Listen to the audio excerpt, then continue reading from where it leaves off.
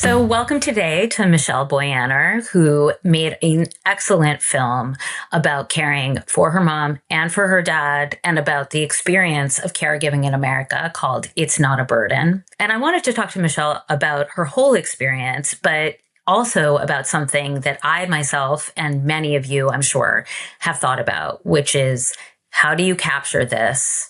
How do you make this incredibly difficult, emotional, poignant, annoying, but also revelatory time with your parents, something that you don't just put in a box and forget. And Michelle, of course, being somebody who's a filmmaker, was very well positioned to do this.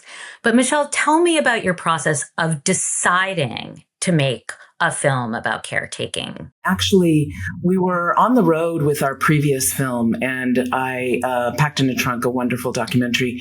And I found that I was like scheduling mom's doctor's appointments for when I knew I'd be back from the road. All these things with the schedule started to really fill in. And I realized just with everything that I was juggling that possibly, since I am a documentary filmmaker, it would be a good idea to somehow turn what I was living into something that could help other people.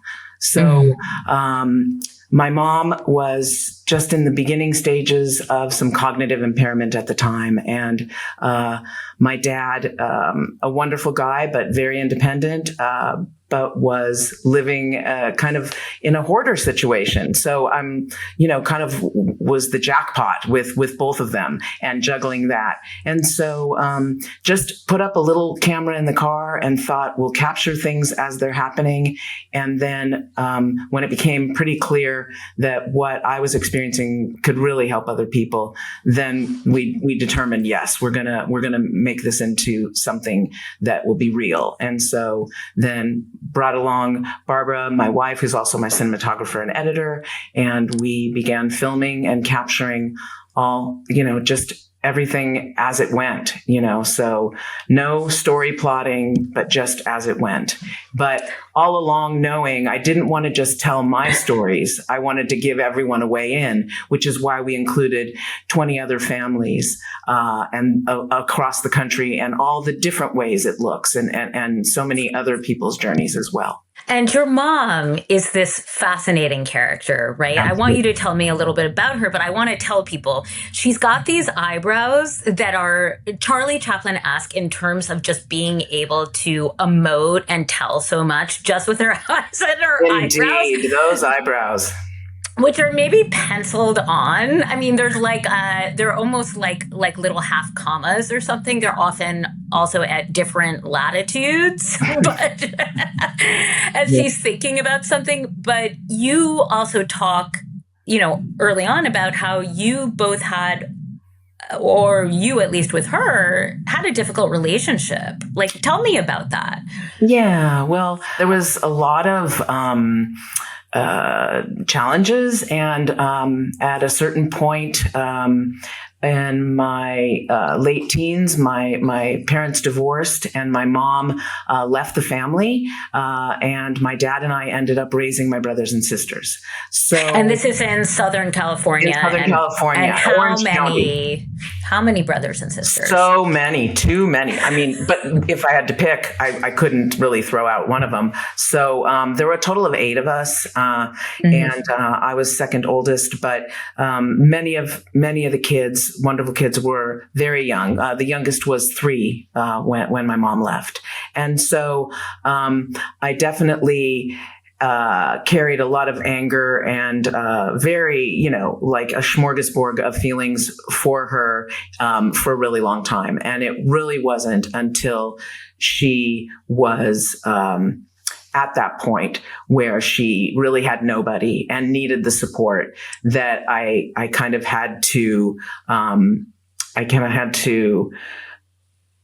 swallow it all and just take it on. And I did. And for parts of it, you can definitely see my resentment. I mean, it's kind of a watermark that I wear at all times, but I'm very blessed that shifts and changes. And ultimately, I feel that it was very powerful messages of forgiveness and redemption. And so much humor, and so much humor. P.S. So much humor.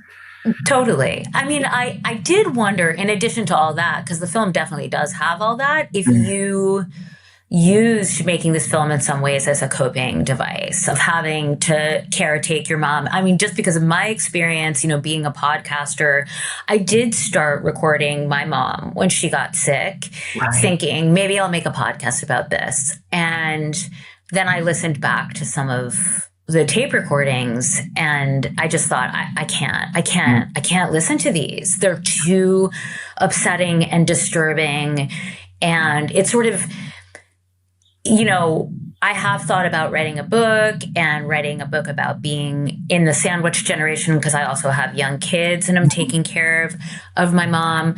But there's something about hearing your parents speak on tape as they're progressively getting worse that I found really hard to take. And I thought at the time when I was recording her, and I'm sure a lot of people have thought about doing this, because if you have a creative inclination, you think this is one of these moments I have to capture this. This is something meaningful for my life.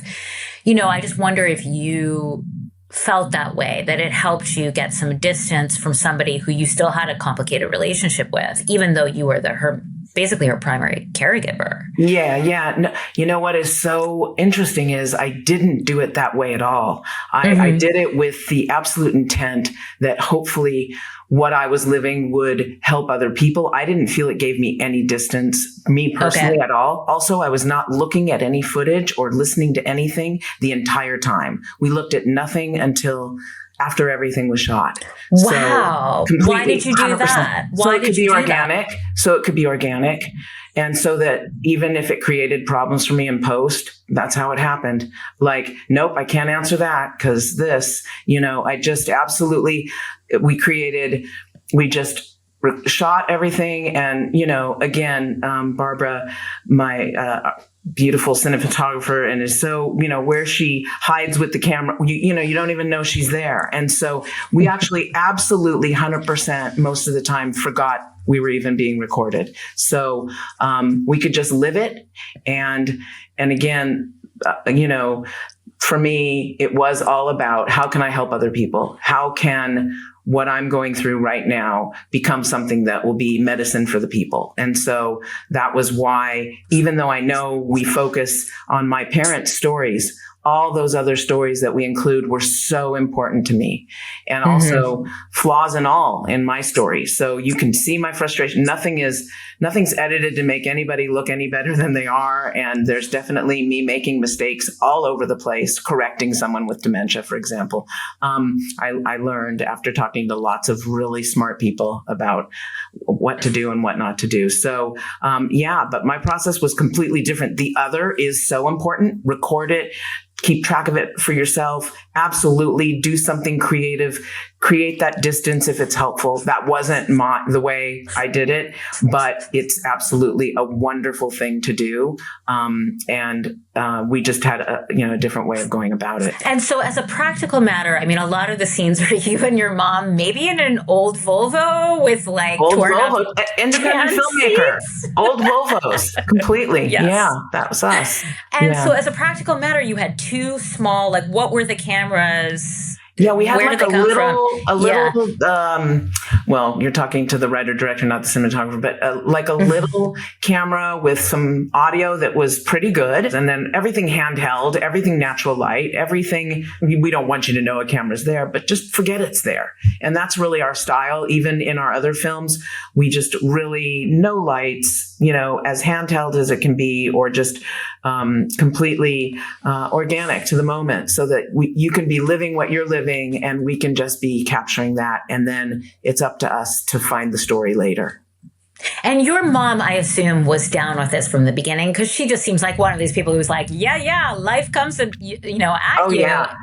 Well, yeah, and we talked about it ahead of time, and she knows that I'm a filmmaker, and I just told her if we can just capture what we're going through, and if it could help other people, and she's like, yes, of course, but of course, make sure I always have my eyebrows on, and Gotta have your eyebrows on. But yeah, there's even a little scene where she sees the camera the first time she gets in the car, and she says, "What's that?" And I say, "Remember, we're making a documentary." Which again, the word "remember" to someone with dementia, Right. maybe you take that out of your vocabulary. But and I remind her that's what we were doing, and so But she was thrilled about it, and she knew it was happening, all along. And I would tell her about some of the other families as we met them and started filming with them and things like that. So it was really. And so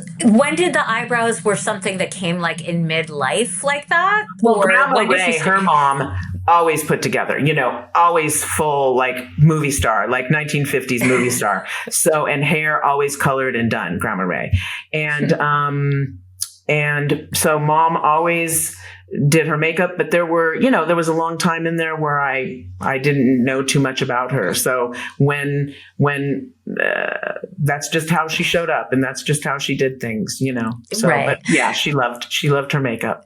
Yeah, I mean, I was interested.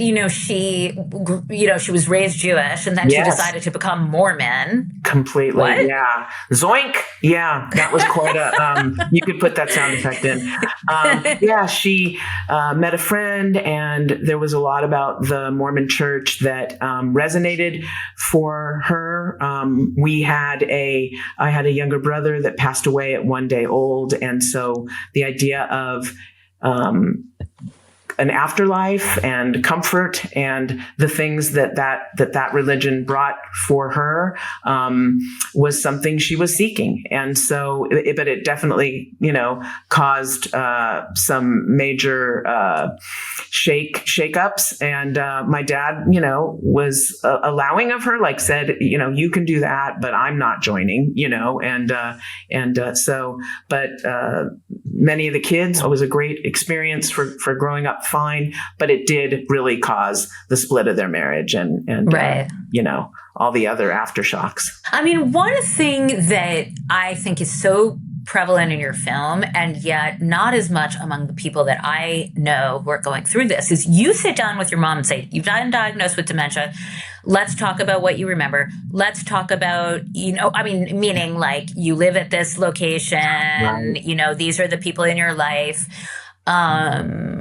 Let's talk about how you want to go. And she, of course, says chloroform, which then very few people do. Well, she actually brought that up. I didn't say, let's talk about how she says, if I ever get to the point, she brought it up, and it's like, right. And I'm like, oh, really? Okay. So you already have a plan. Tell me, and she had it in her mind. Of course, it was never, but yeah, she said that. We were out to lunch, and she's just, had been talking on and on about something or someone, because she was living in a wonderful board and care home with a woman who treated her like they were friends and took her out to the movies while they left everybody else behind, that kind of thing. So she was talking about someone that had dementia at the place where she lived. And she said, if I ever get like that, which, she was getting like that, but she didn't know, if I ever get like that. And then she talks about what she would want. So it came about, the thought originated in her giant, brilliant mind. And I just let her talk about it, Mm-hmm. But I did wonder, for myself, and there's a new book out by Molly Jong Fast about her mom, yes. Erica Jong, and a lot of other people don't actually talk to their parents about them having dementia, right? It's very uncomfortable. It's very hard to say you have this, particularly in the early stages, which your mom was in, because she was doing a great job of entertaining everybody at the same time. It's very hard to be the person who impresses upon the parent, as your whole film is about and as this podcast is about, there's a profound role reversal, right? The parent is the child is the parent. It's a mind bender. And I was curious how you felt saying to your mom, look, you've been diagnosed with this and let's talk. And if that was something that was hard for you, or if you were like, no, I wanted to respect her and I wanted to talk to her like a adult still when I still could. And yeah, we had just come from meeting with the doctor. Yeah, it was a moment to discuss it because again, my mom, just such a high IQ, so bright. And both my parents saying, never humor me, always, please just always tell it like it is. And so, I wanted to have clarity in that moment, even though we wouldn't go back and hit that nail on the head again, really, in that way. But, I thought for her, it was probably important for her to say it out loud and to be able to, and for me to witness her saying it out loud and understanding it, whether she held on to that, but I thought it was important. And again, just respecting how bright she was and how important it was to be, treated in that way. So it was very emotional to say it out loud, very emotional, almost a coming out of sorts, but I'm glad, again, that we did and have that for other people to see it.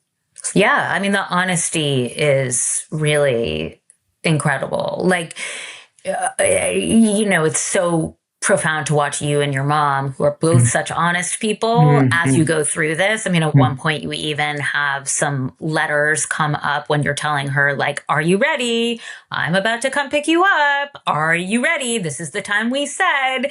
And you're like, yep, this is the time we said. And the letters say, oh my God, I'm such a bitch. Yeah. And also my voice was not as sing-songy and pleasant as you're using your voice, because I was frustrated. I was running late. There was more traffic because I'm coming down from Los Angeles to Orange County. Yeah. And I get there and there's always like such a, like pre-party once you arrive for mom. She's not ready, sitting, waiting. She wants to show me things that came for her. She wants, still applying an extra thing to, her eyebrows, whatever it might be. So it was for me that day, it was like, I need you ready, purse close. And then, in watching it, it was like, wow, I'm such a bitch. And so that's kind of, that became a device in the whole film where I wanted to highlight something. We just had words come up on the screen, so yeah. So how do you think this changed you and your experience in life, other than the practical matter of, oh my God, I had one life. Now I have this other life caring for a child who doesn't live with me. Or tell me the practical matter too. Yeah, what were you doing when this started? Yeah, for me, again, the whole gift of the film was in realizing how human my mother, who was absolutely a cartoon villain in all our lives, our whole lives, with the big mustache and the black hat, complete cartoon villain, and realizing that she was not only now, in her 70s and dealing with dementia, mostly on her own, except for, living in this board and care. But again, everyone had all my siblings had complicated relationships with her. But most of all, some of the things in our talks that she reveals to me about what she was going through emotionally when she left the family that I was never aware of, that, and realizing that she did the best she could, and realizing that and finding a path to forgiveness and having that happen almost on screen throughout the whole film. I mean, that was the gift of the film to me. And also knowing that so many people would get a chance to meet her and my dad and get to see them, because I think they're both such remarkable people. But this, absolutely, I knew that this experience could help other people. Well, one thing I was thinking of is, you title the film, It's Not a Burden, right? And it does feel like a burden sometimes. 100%. And I was talking Yeah, definitely. Right. It's like a bunch of things you don't want to do. It's talking on the phone to the bank and why were you not a beneficiary on the account? And it's, I mean, to me, it's like increased my administrative burden for life, like Yeah. by like 1,000%, where I'm like, Right. I can't believe. I was actually talking to a friend of mine who was saying she was watching some girl in the ocean the other day. And the girl was like 12 years old. And the girl was getting knocked down by the wave. And she would just spring back up and dive in. Knocked by the wave, spring back up and dive in over and over and over. And it was a beautiful day. The waves weren't that intense, but she was like, that's the way you got to just do life. Like these things are coming and you can't, spend your day sort of in this semi pissed off state because you need to get this thing over to Chase. Like you can't do that. You can't Totally. open the secure email from Chase and it's going to ruin your day. Like that's just preposterous. You can't live like that. And with parents, it's like often this experience is going on for multiple years. Right. So do you want to spend your middle age just being sort of pissed and saying, I have this burden of caring for my parents? Why did you choose that title?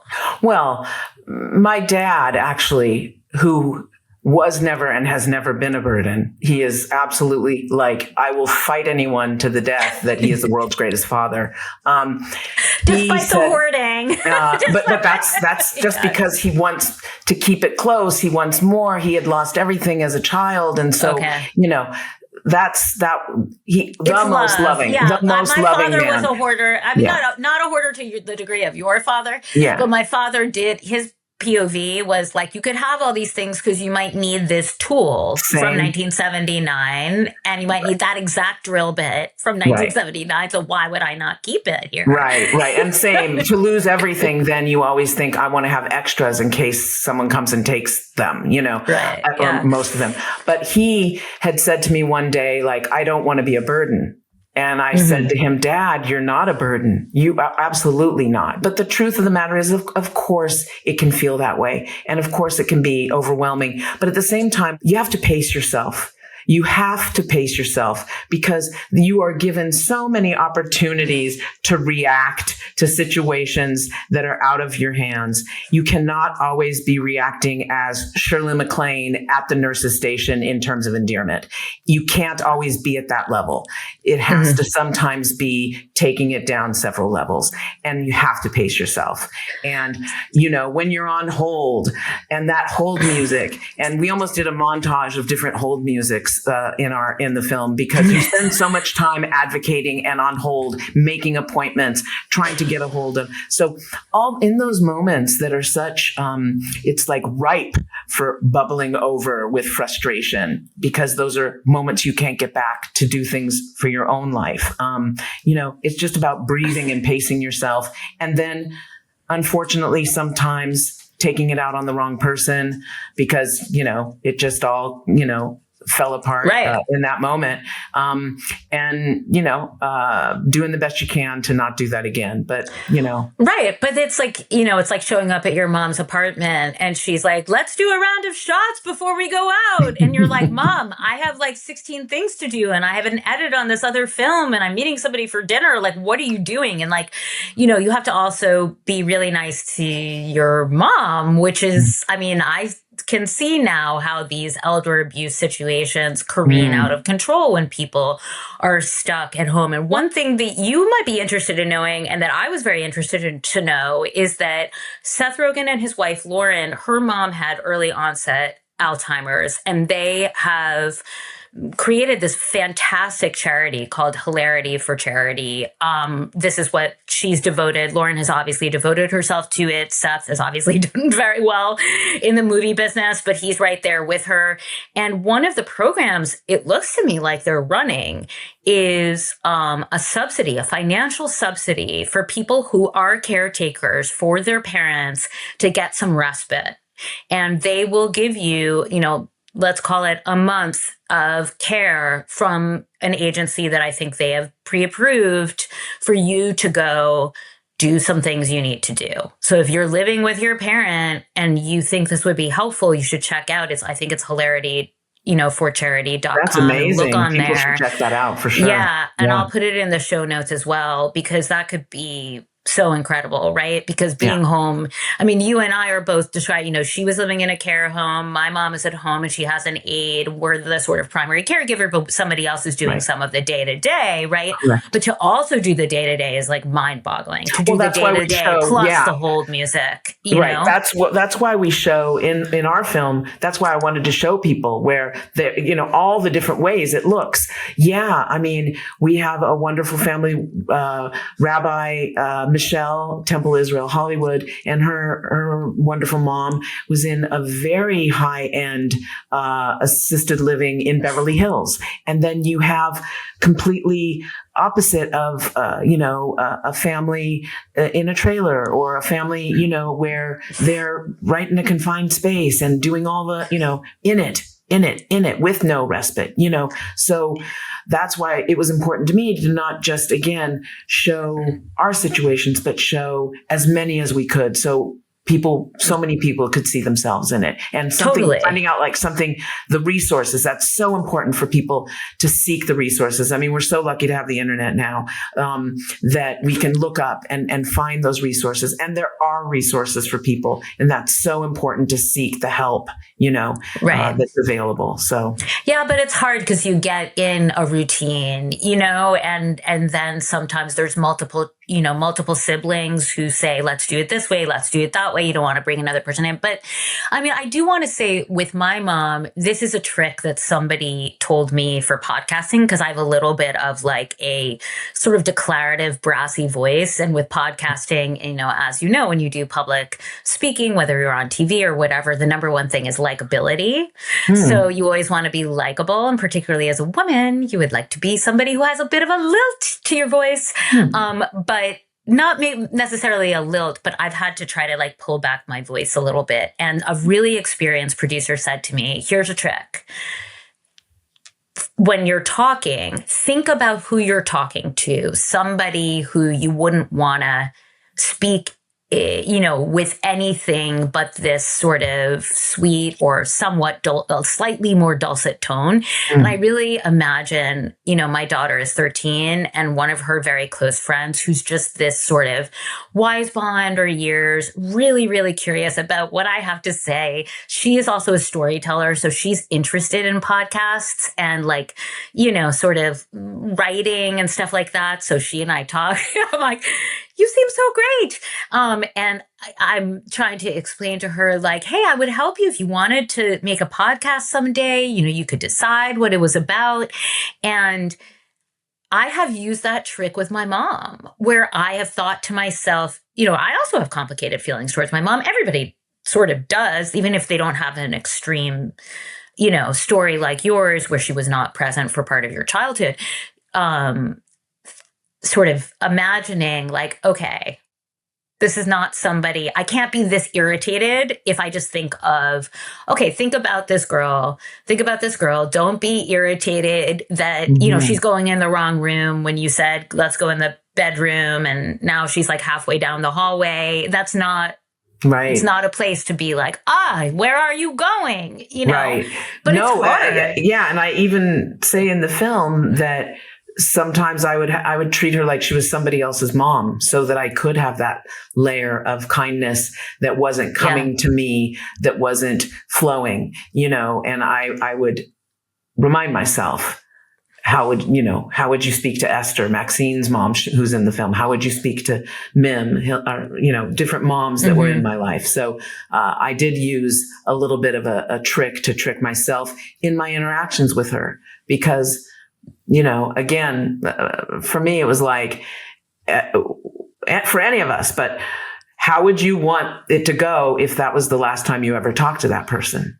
Is that what is that the last flavor you want to leave with them? So, trying my best. Yeah, that's all we can do. Yeah. Do you want to talk about your dad, or should we leave that to the side? What's your feeling? Maybe. I mean, I can say this. I can say that after the film, where we help him with his clutter, we do eventually end up, because we bring full-time care in to help him. We do sell his house and move him in with us here in Los Angeles. So we're very lucky to have a Three's Company situation here in our home, and having my dad, Morris, as I said, world's greatest dad. Having him here is, is a wonderful thing, and very grateful to be able to do that, and to have been able to take this asset that he had and use it so that he can have the kind of care he deserves. And lots of people have to make those kinds of decisions all the time.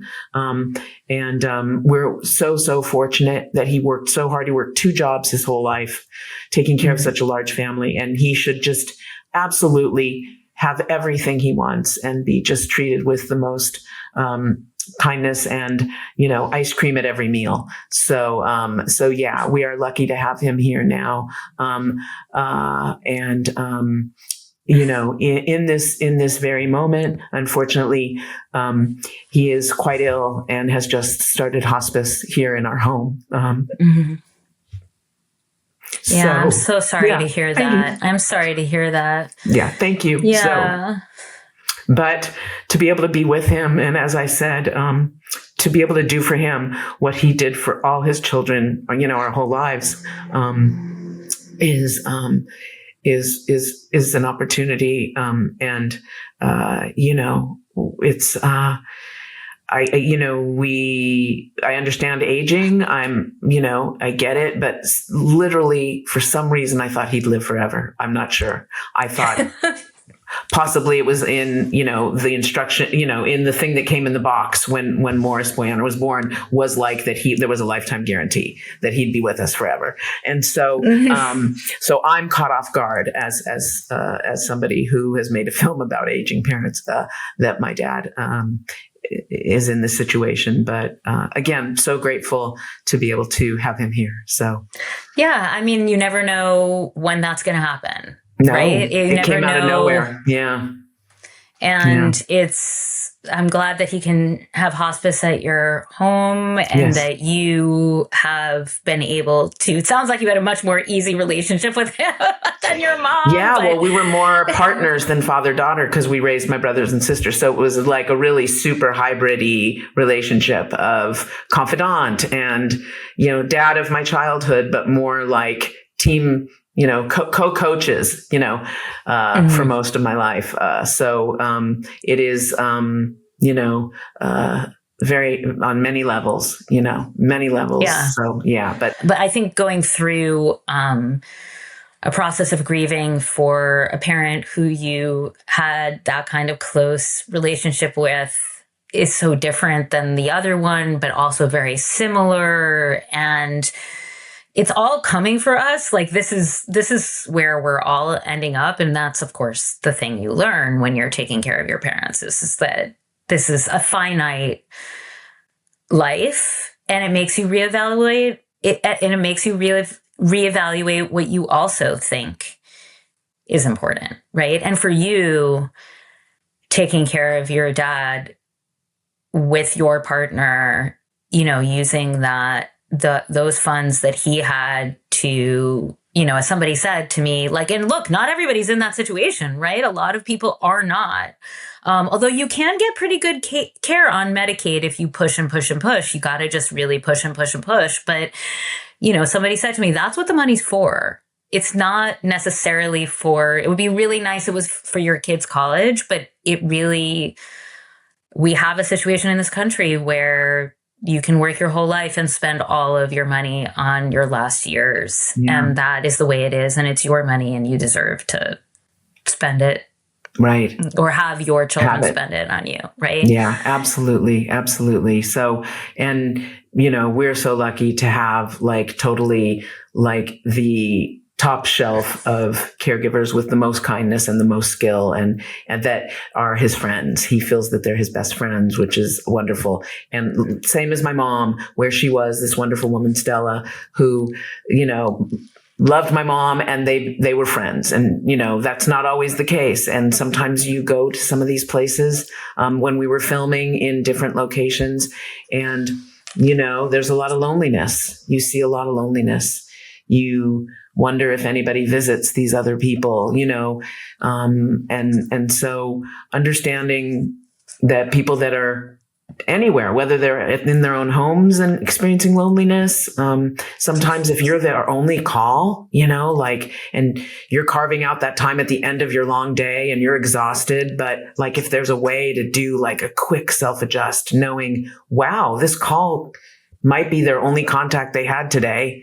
Maybe I can show up in a little bit shinier of a way. Your film is full of takeaways, and we've given people quite a bit, but what do you feel in a broader sense about aging in America? Because as you've mentioned several times, you talk to all sorts of other old people and their kids. You talk to a hilarious woman who did a lot of musical theater, and she's there like 95, like singing her songs, and her daughter is singing, bringing her like liner notes, and they're singing together because it's obviously like a nice thing that brings her to a happy place, right. And music can. And I mean, did you come through this? It's hard for me not to be sort of angry. I get very angry about how little society seems to care about old people. If I could just say, because I think that's the way you're framing it is amazing. And I guess speaking about society, and the reason we include so many archival photographs is you might be looking at them now as their age and their ailment, but they were once an MGM dancer. They were once, a principal at a middle school. They were once an engineer. They were those things, and that's still inside them now, even though we look at a different package. You ask my dad and he feels like he's 21 inside. And I mean, the age I am now, 61, please believe that. The age I am now, do I feel that age? Am I older than all the Golden Girls? Yes, I am. But it doesn't match. That doesn't match. So let's be aware of the fact that they are human beings who've lived full lives. And my takeaway of all of this is like to just like consider and regard and think of that when we're interacting with our parents, when we're interacting with anyone out in the world that is older, is just to consider who's inside there. And who they once were, and who they themselves still believe themselves to be, and try to regard them in that way, Yeah, no, I mean, when my dad was diagnosed with cancer, we went to see the big, kahuna expert, and his physician's assistant, and he knew at this point that there really wasn't going to be anything he could do to help my dad. And his physician's assistant said to my dad, "What do you do?" And he said, "Well, I'm retired, but I was a professor." And he said, "And what was your title?" And he said, "Well, I'm a professor emeritus, and I was a senior professor and blah, blah, blah, blah, blah," and sort of gave him, and it always stuck in my mind. This was a way of saying, I respect you. You're a real person. I see you for all that you have done in life. Even if we're about to say something that we know you are smart enough to know is going to lead to your death. So, I'm so sorry. No, I mean, I know. Everybody should cry a little bit. No, when we're talking about old parents. But I so appreciated your film. We'll have a link to it in the liner notes of our show and this video. And I wish you the best of luck with your dad, and looking forward to the next film, I guess. Maybe that'll be more about him, or what done are you with the subject. Done with the subject. Done with the subject. What are you working on now, if you can say? We finished our last film. It was a documentary short about called The Letter League, about a pen pal group that was formed during the pandemic. It's all about connection and supporting each other through that time. Oh, cool. But yeah, and some new things will will start up, but kind of the main project right now is Life and supporting my dad. And so, and we are touring with It's Not a Burden and taking it to cities around the country and doing in-person screenings with audiences, and then like a resource fair afterwards for adult children and their parents. So that's all going on. Yeah. Well, thank you so much. I appreciate it, Michelle. Yeah, and take you. care. I appreciate it. All right. Thanks. Thank you.